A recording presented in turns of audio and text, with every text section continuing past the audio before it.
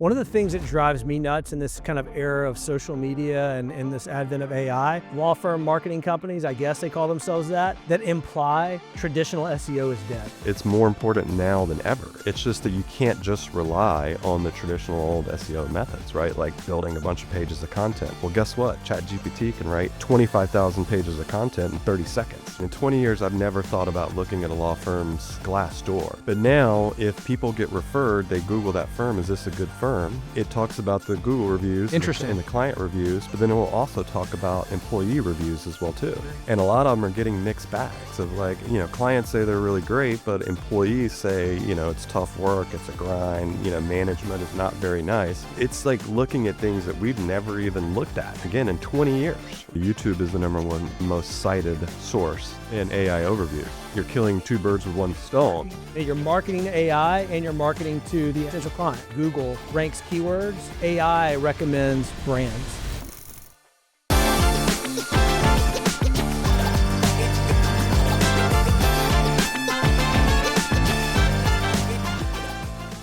Welcome to the very first episode of Digital Counsel. This is a show for growth-focused law firms who want their marketing to drive more cases. I'm Jamie Adams. And I'm Michael Bunn. My friends call me Buns. On this episode, why AI doesn't rank your law firm's website, what Clio's new data says about AI and firm revenue, and how private equity is now working its way into the legal industry. Let's get into it. All right, man, so we made it to episode 1. We're here. We're here. See how it goes. By the way, I really like the coat. Yeah, thanks. You too. I like it. Thank you. I think we got them from the same place. Jay David's. Jay David's. Shout out to Jay David. He's probably going to watch this. Old friend from Valencia, California. Keeps us looking fresh. He does. He does. Even a couple of years later, it still feels good. Well, I actually got into nice jackets of working with law firms, right? I do know that. Thing for them, and so that's, I appreciate it now. Well, we're going to talk a lot about your expertise in legal. This is an exciting episode because one of the things that we're going to really lean into is AI. Mm-hmm. It's a lot of conversation around AI, how that's impacting law firms both internally and operationally and how they practice, but also how they think about marketing and acquiring new clients and cases. And one of the big themes recently is this concept of AIO. AI optimization, yeah, GEO. There's all sorts of acronyms. Like it's so new that no one can settle on what's the official term. Yep. And then one of the things we're really referring to inside of Scorpion is this adjustment from SEO being about search engine optimization to now being about search everywhere optimization. Yep. And thinking holistically about how do I ensure that my website, all the digital properties about my firm online kind of speak to the different platforms that consumers are using so that they actually find my firm.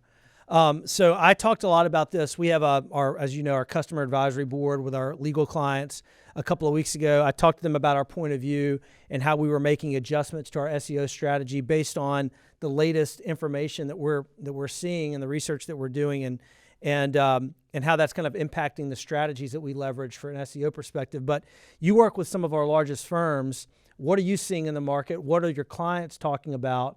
And what's your perspective on this new advent of SEO? Well, there's a lot. So we're going to have a lot of episodes on this because there's a lot to talk about. Yeah. But I think one of the biggest things really comes down to how people are, like you said earlier, finding law firms, yeah. right? So, historically, the name of the game in SEO has been to get people on page 1. And there's those 10 blue links, right? There's a lot more going on, but essentially 10 blue links, 10 options on page 1, right? So they do their search. They get some results, and then they start clicking on websites and then figure out who they want to call. Where AI is now really taking a lot of that research off of the potential new client, and they're essentially giving recommendations, right? Like you do your search, who's the best personal injury law firm in whatever city, and it's going to return 2, 3, maybe sometimes 5 actual recommendations, right? Yeah. And then give summaries of why it thinks these are the best, right? And so that's definitely changed the game because it's limited the playing field from 10 down to 2 or 3 or 5, right? Yeah. So it's much more difficult now as well too to get up there. And people are trusting these results, right? Yeah. And they're just looking at it and it gives them why, really good reviews or whatever it may be, right? And so they're using that and calling those firms. Right? Yeah. I know one of the points of view that we have is that we're kind of in the middle of this shift, and I actually think that this is going to be probably the biggest shift in the internet since kind of Google displaced the yellow pages. Yeah. Which that took a little bit of time. I remember because I've been in digital marketing. I like to say since Moby Dick was a minnow. Like a big whale was a little fish or whatever a minnow is, a very long time. Yep. So I was working in digital marketing as this kind of movement from people leveraging the yellow pages to find local businesses to using Google. I think that we're seeing another seismic shift like that with AI, and I think that move is kind of transitioning from a place where let's just call it search engines, or more specifically Google, ranks keywords. AI recommends brands. Yep.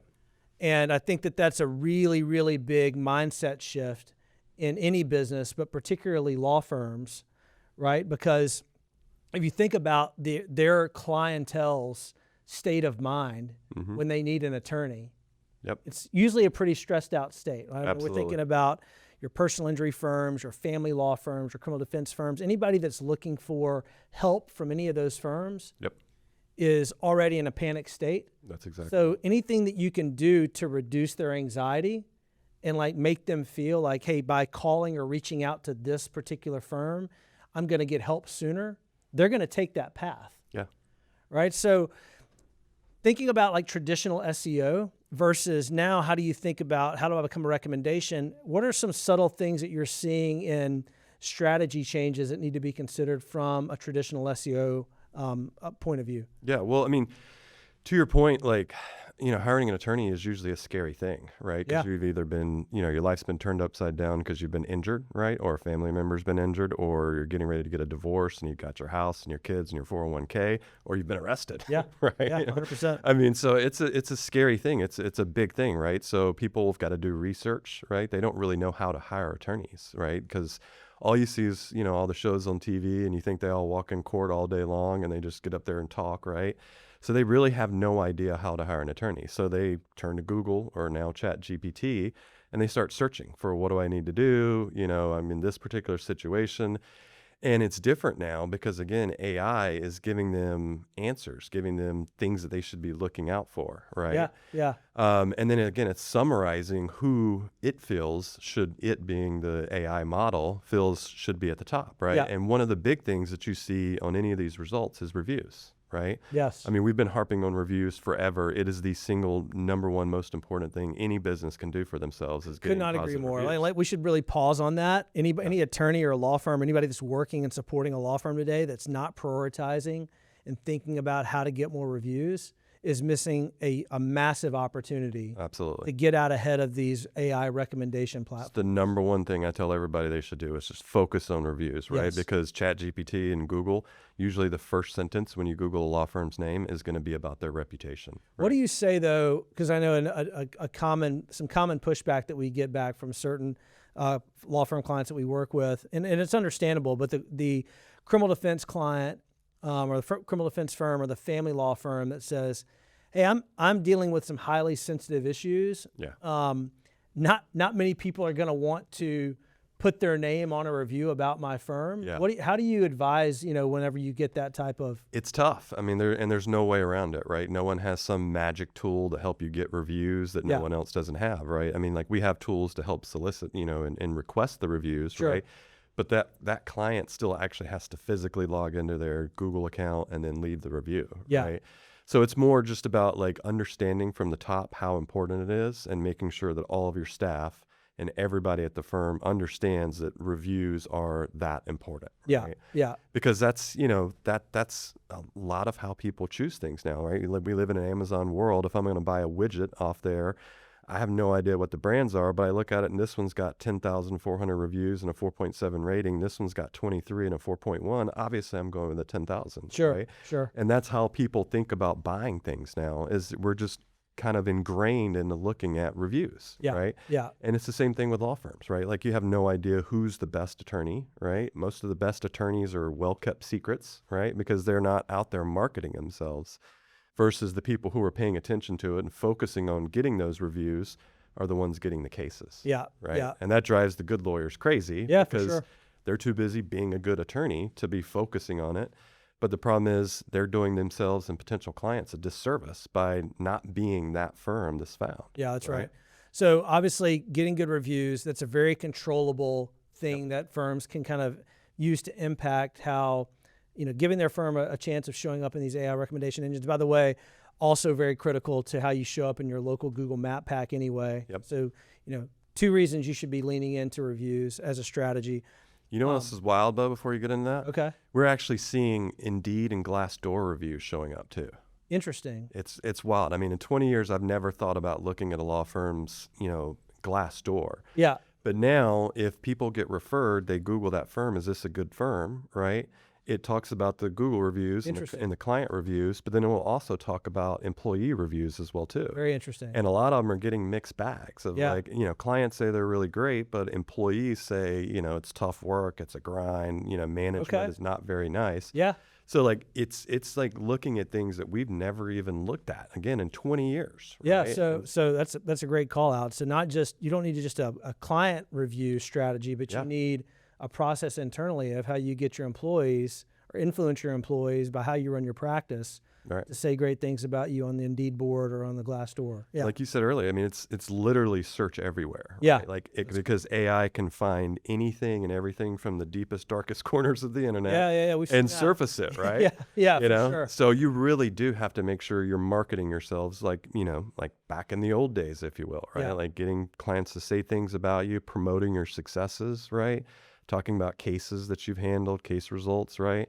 I mean, you have to actually market. Yeah. One of the things that drives me nuts in this kind of era of social media and in this advent of AI is coming across like reels on my Instagram feed or my Facebook feed that it's I guess it's law firm marketing companies, I guess they call themselves that imply that traditional SEO is dead. Oh, that couldn't be further from the truth. It's so stupid.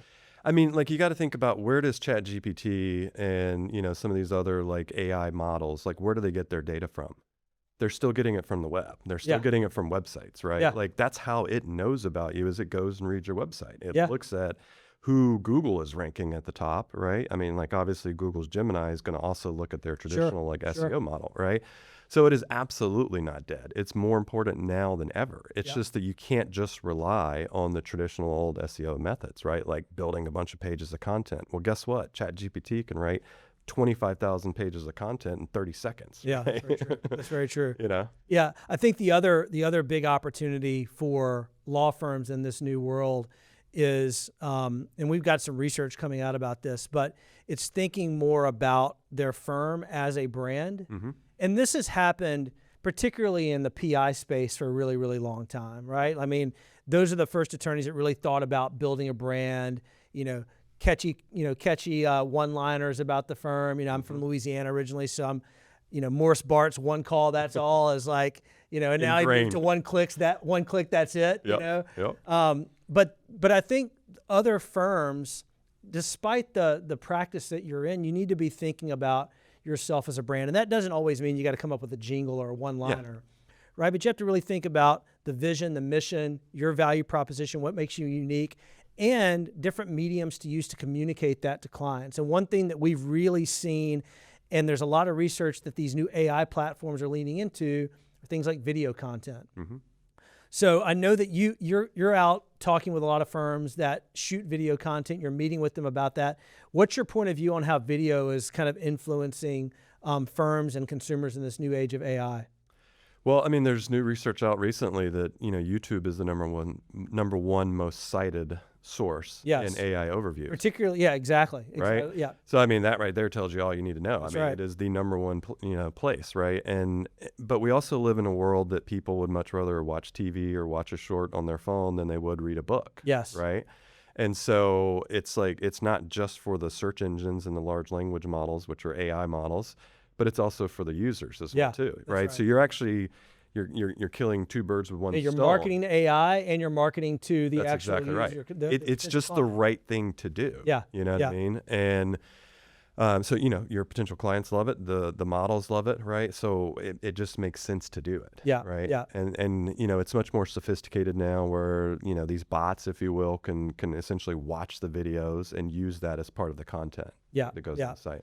Yes, I mean, I think, look, the takeaways from this particular story, from my point of view, are we're moving from this place where we need to stop thinking about how do I show up on page one of Google to how do I become a recommended brand or a recommended Absolutely. firm. That's who's going to win. 100%. And in doing so, the things that you can be thinking about or should be thinking about as a firm from a tactical and strategic perspective around SEO is, number one, that traditional SEO is not in fact dead. Absolutely. It's still really critical that you got a great website, that all your technical SEO on your website is dialed in, that your content's dialed in, that it's unique to your firm, that you're really positioning your firm as to why you're different, what are the value propositions that you offer that maybe someone doesn't. Reviews and reputation, which you talked a lot about, making sure you have a process for getting reviews from your clients and from your employees. That was one that was honestly a little bit new to me.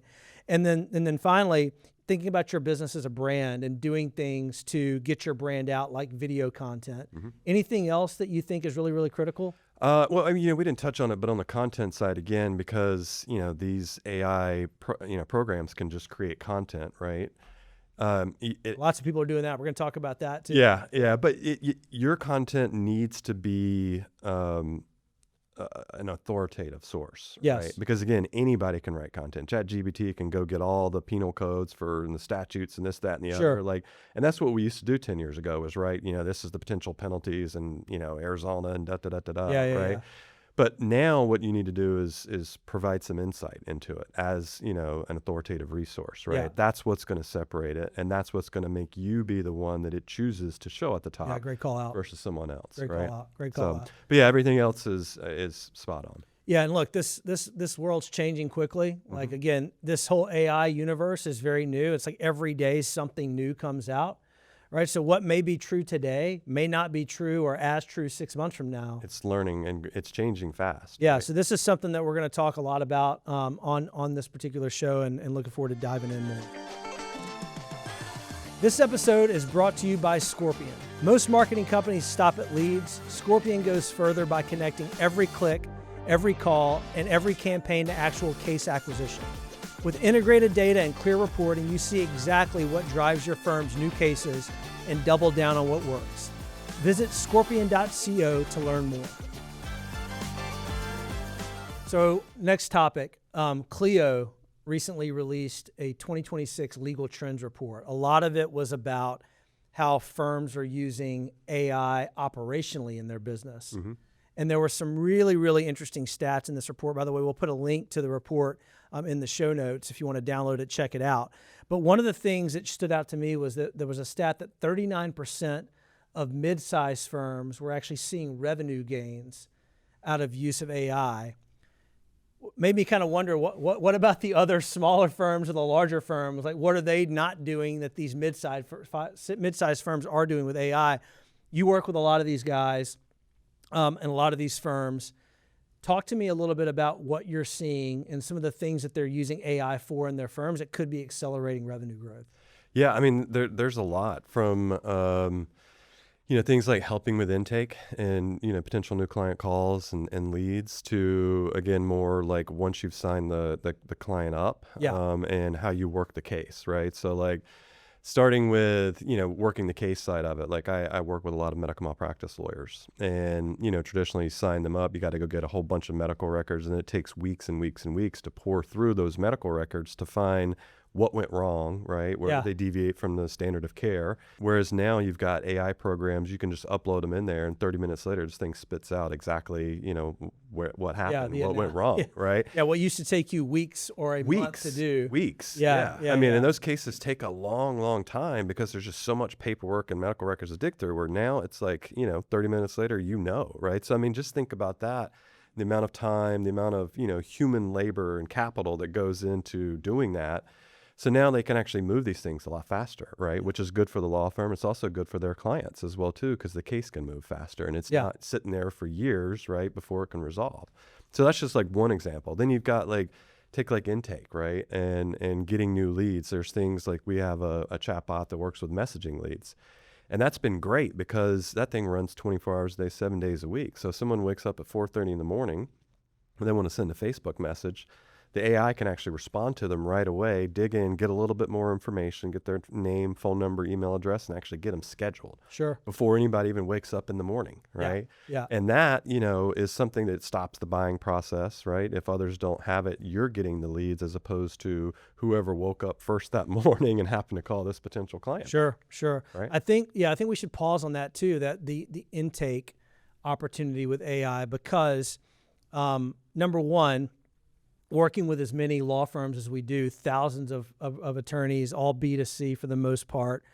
So your PI attorneys, your criminal defense, your family law, your bankruptcy, your immigration, your probate and estate. One of the biggest challenges that we see and that we always try to coach our clients on is their intake. Mm-hmm. Because a lot of these clients or these businesses are spending money in marketing to drive opportunities into their firm through their website. And if they don't answer the phone or they don't respond to a message, it could be a form fill, it could be a social media message, it could be a text message. If they're not all over that, look, those opportunities aren't going to wait for them. They're going to go find call the next person in line. Yep. And again, I go back to what we were talking about earlier in the show. These people that are hiring an attorney are typically in a heightened state of anxiety. A lot of them, these things that are happening to them that spur them to call an attorney are not happening during business hours. Nope. Right? Nope. Like they're happening after work, car accident on the way home from eating dinner, God forbid a DUI late in the evening. Yeah, or you got popped or a cop show up at your house, right? Like you need someone to help you right that second. 100%. You can't. So I think, look, I mean, if you're a law firm today and you are not leveraging AI, particularly at least as a mechanism to capture people that message you from your website or your social channels, you are missing out on, could be one or two, it could be tens of potential clients every single month. Every single month, yeah, absolutely. What about voice AI as an intake mechanism? Because I know most people, again, I think the split on how consumers contact attorneys is still probably 80 to 90% over the phone. Yeah. How do you think about voice intake and AI, using AI there? Well, I mean, we're probably not quite there where it's mainstream yet and everybody's comfortable with it, but it's coming. Yes. I mean, 1,000%. It's coming and it's happening in a lot of industries and it's coming really, really, really fast. Whether people want to admit it or not, it will be here, right?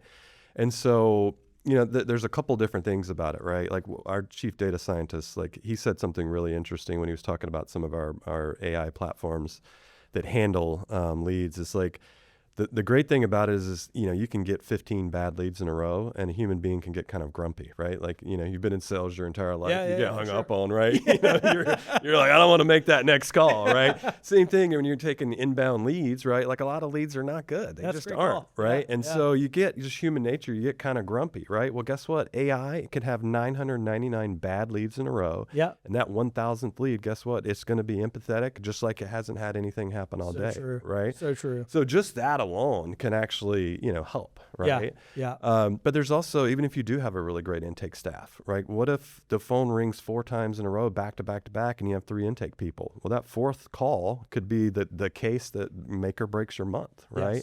Yes. And you just happen to all be busy at that point in time. Well, guess what? They're going to call the next person in line and you're going to miss that case, right? Yeah. So even if it's just used for overflow right now, like to me, it's a no-brainer. Like, why would you not do that? Right? Yeah, man. And again, I'm thinking about like the earlier segment we talked about, we're kind of in an age where firms have to be thinking about marketing to the consumer, the potential client, and they have to be thinking about how to market to technology and these AI platforms, right? And again, I think you just talked about on the consumer side, it's a great marketable asset if you're using AI voice and you don't have to worry about it sounding grumpy. That's a marketable asset. It really is. On the flip side, on the technology side, there's marketability around these AI tools as well. Think about LSAs, right? If you're running LSAs inside of your firm as a lead generation or advertising mechanism, you need to have messaging turned on, right? Otherwise, you're probably not going to have your ads show as often. Yep. And if you don't respond to those messages from LSAs quickly, that impacts Google's algorithm and how often they'll show your LSA ad. That's right. And on top of that, nowadays when you send a message, right, through an LSA, the very first thing that pops up from Google is, would you like to send this to these other 15 firms? Yep. With one click, right? Yeah. So guess what? That's You right. are absolutely in a war of who can respond fastest. That's so true. That's right? So true. And so if we've got our AI bot that can actually reach back out, just like it works similar to like a chatbot, right? It reaches out immediately, engages with them, messages back and forth, gets some information, right? The other thing to think about it is for your intake staff who is going to have to call them back. Like it's not like, handling the case and selling your services or anything like that. It's just getting information, getting them scheduled. But like if you get 4 or 5 of these in a row, 1 or 2 of them is going to be better than the other ones. Yeah. Right? That's right. So the more information you have, the more intelligent decisions your staff can make and who they're going to call back first, right? Obviously, you're going to call the hot lead back 100%. first, and the junky one, we'll get to yeah. that when I get to it, because speed doesn't matter. I'm going to turn it down anyways. It's not a case I'm going to take. Yeah. Right? I mean, AI is what it's doing to this world. I was at Google. This is like 10 years ago. Way before like AI really became what it is now and what we all know it could be. And the chief business officer there was having a talk, and he said something that I still haven't forgot to this day. And he said that there's been 3 big like technology revolutions, right? The first was internet in your home in the mid 90s, right? So that took from having to buy new encyclopedias every year to the world's information in your home. Yep. Right? So that was mid 90s. The mid 2000s, the iPhone. So that then took the entire world's information and put it in your pocket anywhere you go, everywhere you go, right? And think about what it's like today. Like I can't leave my house without my phone. I feel like I'm naked, you know what I mean? Right? And it was not even a thing that you even knew was a thing that now we can't live without, right? AI is bigger than both of those combined, right? And what it's going to do. So we don't even know what's coming, right? Like being in the space, we have pretty good senses of like what's coming and stuff like that. But like there's things being worked on right now that will blow our minds. Yeah, that 2 years ago you would have thought is impossible. Yeah, absolutely. 100%. And now it's just going to be a commonplace thing. So again, talking to people is, maybe people are, I don't feel comfortable with it, yet, but I can promise you, like, that is coming. Yeah, 1,000%. So one other quick stat I want to talk about in this report that was also a little bit surprising was this idea that mid-sized firms, while they're getting more revenue from AI than smaller firms and even larger firms, they're actually trailing solo practitioners and small firms in their adoption of software in their business. Mm-hmm. Was that surprising to you? Yes and no. A lot of solos, like they realize that they just don't have enough people, so they're actively trying to find something to help them. Efficiencies. Right? Because they just don't have a big team. Yeah, right. So they're actively seeking like what's and a lot of maybe younger lawyers up and coming just hung their shingle, and they just and they're just a little bit more savvy when it comes to tech, right? Yeah. So that's one thought. Second is, when you're a mid-sized firm, like you've done a lot right to get to where you are and to grow to the size you are. And so they've kind of got a machine that they are slow to change that machine. Sure. Sometimes, right? So that's kind of my thought. But don't you think they're leaving money on the table a little 100%. bit if they're not absolutely. making those shifts? Yeah, because if you're not, you're going to get left behind. Yeah. If you don't adopt AI technology, like you're it's just especially as AI gets layered into these platforms, right? These like practice management systems and even your marketing. I mean, we're constantly integrating and building new AI tools in our marketing engine. So the fact that firms still don't have like a CRM to manage their leads, just like it blows my mind, right? Because like, how do you manage all these calls and know who to call back? Pen and paper? Yeah. I mean? Like we have programs that are, relatively cheap and, that handle that for you. You can press a button and it'll tell you the next day to follow up and call this person or do this, that, and the other. You don't have to write things down, you know? So like why you wouldn't be using that kind of blows my mind. Yeah, agreed. Well, look, there's a lot of great information on this particular report. It's the 2026 Clio Legal Trends Report. We'll put the link in the show notes. Let's move on to our final topic for the day. Sounds good. If you're liking this episode, make sure to follow the show wherever you get your podcasts. New episodes drop every other week. All right, let's get into our next story. One of the big benefits that we bring to our client base is that Scorpion works with service-based businesses exclusively, but not just professional services like attorneys. We have a massive part of our business that's in home services and in healthcare. Again, but I always say that the consumer's point of view in each of these kind of buying journeys is one of typically a little bit of panic. and anxiety, right? You need a plumber. You're a little bit freaked out because you got a plumbing problem. You had a car accident. Hopefully you're not, you're in a good place. You can actually get in touch with someone. But again, you're still minimum like in a high state of anxiety. But in legal, there is a new move with private equity investing through managed service organizations or MSOs into attorneys. Well, this model has been happening slightly differently because of legal reasons, but in home services for many, many years. Yep. We work with a lot of these, we call them platform companies or consolidators, but the idea is the same, right? Private equity comes in, they buy, they typically start with a marquee business, in this case, a marquee law firm. They provide kind of shared services, administrative, financial, marketing, et cetera. They leave it to the business to continue to provide the actual service that they're hired for. And then they start consolidating the market on top of the kind of marquee brand. So this is very new to the legal industry. Yep.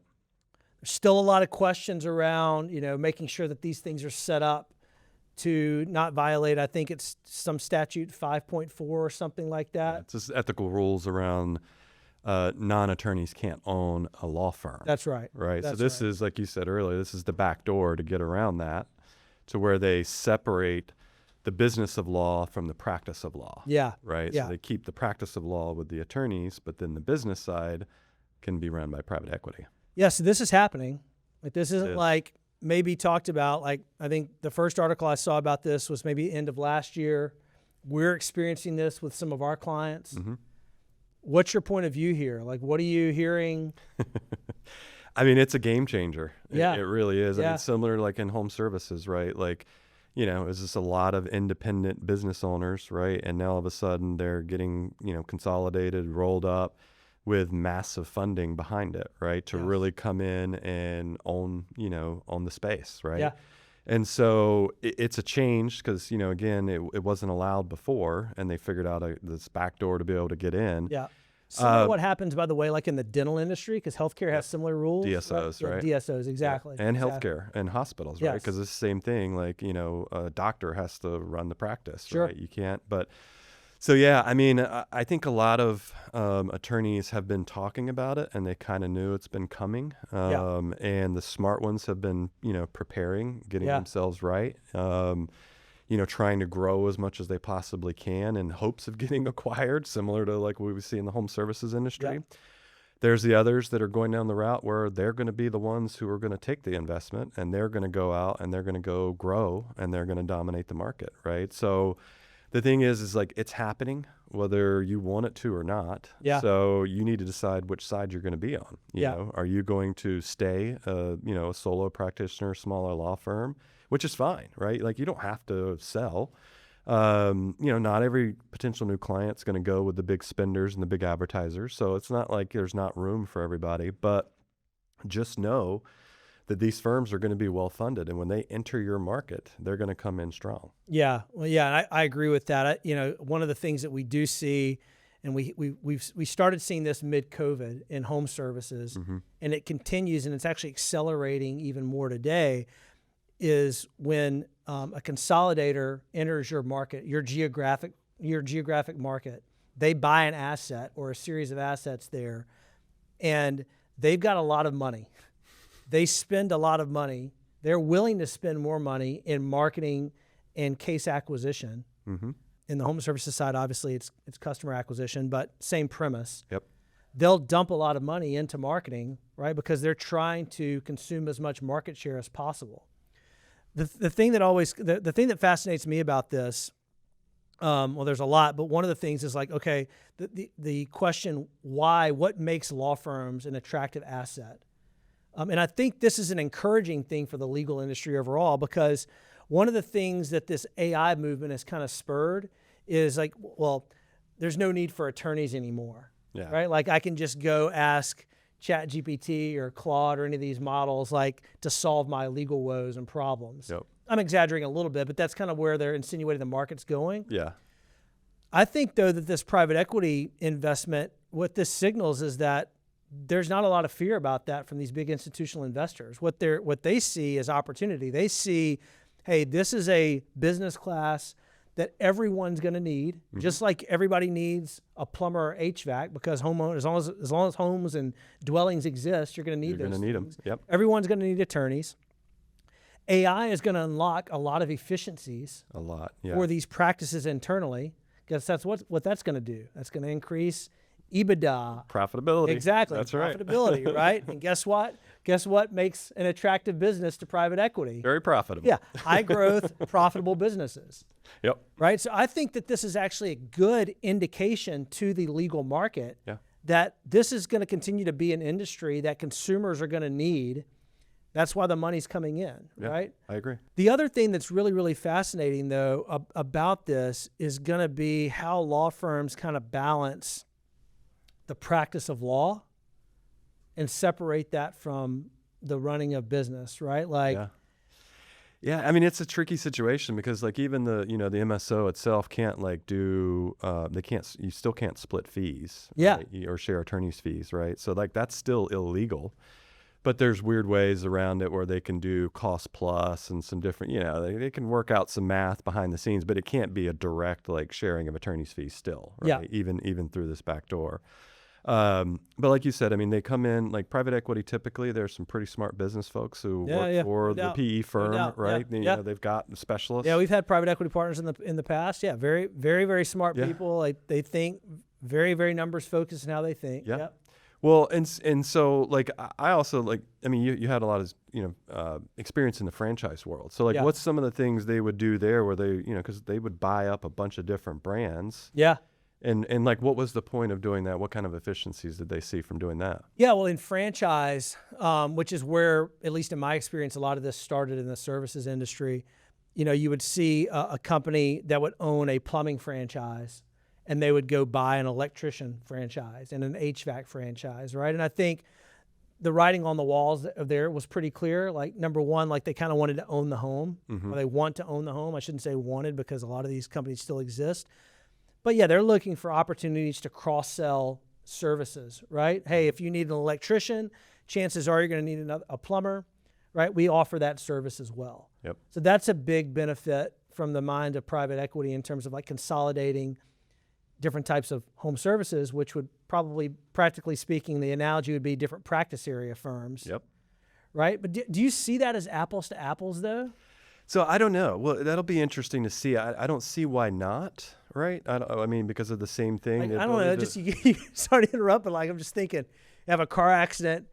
I get represented by the attorney. By the way, I have a successful outcome, and the attorney hands me a card and says, "By the way, if you ever get a divorce here, give us a call." I mean, 50% of people in your marriages end up in divorce, right? So that's not really funny, but I'm just thinking about like the cross. No, I mean it is. I mean, we're going to talk about it in one of our future episodes about being a specialist. I still think that's important, but like I do think that could be something that we might see, as they might, they're starting with personal injury because typically PI cases are a little bigger. Yeah, you make more money. A lot of attorneys want to be PI lawyers when they grow up, Yeah. But I don't see why that wouldn't be a thing, right? I think personal injury is just the beginning of what we're going to see, right? Who knows where it goes. So 2 more little things to explore here. Number one, without disclosing obviously any of our clients' names, we have had some clients that have been approached and have made the decision to enter into these an MSO type arrangement.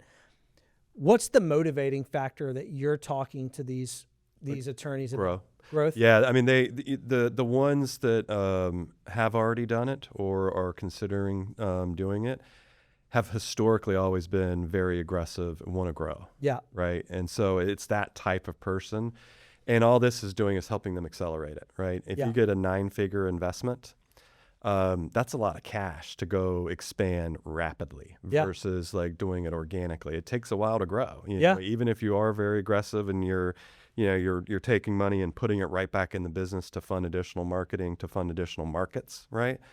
When you get a 9-figure cash infusion, like that helps speed things up. Yeah, you can roll other firms into your firm. You can spend more money in marketing and case acquisition. Yeah. I mean, Southern California has been consolidating for a while. Yeah, that's there's true. Been a bunch of bigger firms that have been buying up all the other firms. It's been interesting there. They've been keeping a lot of the existing brands. Yeah. So It'll be, it'll be something to watch as far as like, how do they do it? Do they keep the existing brands and then just keep buying them up? Or do they roll them under one big brand? You know, I don't know. It's kind of to be seen. I think everybody has a little bit of a different viewpoint, but I think it will shake out over the next 18, 24 months of what the better option or idea is. Yeah. And one final thought or question here, for the firms in the marketplace that don't want to go this route, right? Doesn't mean they don't want to grow themselves necessarily, but they want to kind of control their own destiny, maybe not be as aggressive as some of these companies are doing, these MSO agreements. How do you kind of guide those firms in how to think about their practice differently and think about how they're going to compete differently from a marketing perspective against some of these larger behemoths? Well, I mean, I think it comes down to what is their brand, what is their story, what is their unique selling point, right? Like, again, I personally probably wouldn't hire a TV lawyer. I mean, that That's may fair. be bad to say. I work with a lot of them because, I understand that it is kind of a volume practice. Yeah. I would prefer more the boutique, like, less cases. They're going to give me a little bit more attention, probably resolve things a little bit faster. That's me personally, not saying anything bad about because on the flip side is like those other firms have a lot of reps. Yeah. Right. The ones that, you are commonly referred to in the industry as like mills, right? Like they're run the reps. Yep. Right. So it's not one's better than the other. It's just like, what type of experience do you want to have as a client? Yeah. So, I mean, different people are going to look for different things in their firms, right? Some want the biggest, some want the loudest, and that's what they want. Sure. And that's fine. But I think there's enough cases out there for everybody, right? And I mean, the other big thing is as good as we do, I think, at Scorpion in doing marketing, a lot of people still just call their friends or their family and ask who they've, That's very true. I mean, that still is a big thing, right? There's I mean, there's large no better percentage. lead than a referral lead. That's exactly a large percent of our good firms' cases still come through referrals, and that's always going to happen, right? Absolutely. So, if you do right by your clients and you do a good job, you're going to grow just from referrals. Yeah. Right. Yeah. And that's typically good enough for a lot of firms. Right? Yeah. Yeah. Because not everybody wants to be the big, behemoth and have thousands and thousands of cases. They just don't want to do that. Yeah, that's true. That's true. So, well, look, this is, again, we'll keep watching this. I mean, this is going to accelerate. I think we need to revisit this in a year or so. There's no doubt. It's going to change quickly. I mean, look, I remember when the first private equity transactions started happening in home services. And if you see what's just happened in the last 3 or so years in that market, and we're just at the beginning stages of legal, it's going to be really, really interesting. It is. How it shapes and shifts the market. So, well, we talked a lot about AIO and search everywhere optimization. We talked about the Clio legal trends report. We ended the show talking about private equity and managed service organizations. This has been a lot of fun. Yeah. Looking forward to the next episode. Lots more to come. And looking forward to that. Cool. All right, that's it for this one. Remember, leads are good, cases are better. Until next time.